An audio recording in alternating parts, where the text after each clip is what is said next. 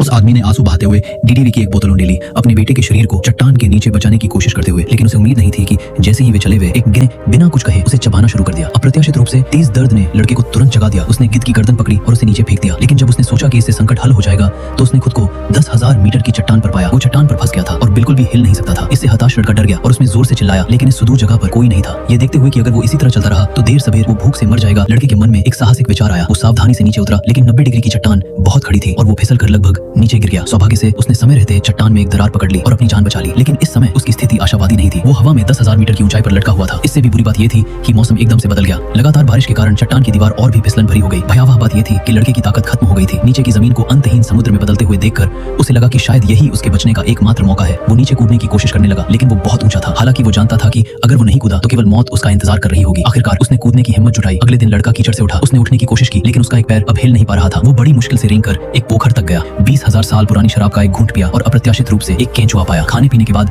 उसने अपना दाहिना पैर अपने जूते से बाहर निकाला, लेकिन पूरा पैर आसानी से टुकड़ों में टूट गया था और ये बहुत गंभीर लग रहा था। लड़के ने अपने दाहिने पैर को थामने के लिए 2 पत्थर हिलाए, अपने दांत पीसकर एक क्लिक से हड्डी को जोड़ा, फिर अपने टखने को ठीक करने के लिए एक लकड़ी की छड़ी ढूंढी और अपने लिए एक साधारण कील बनाई। थोड़ी देर बाद लड़का अपने रास्ते पर चल पड़ा। वो बहुत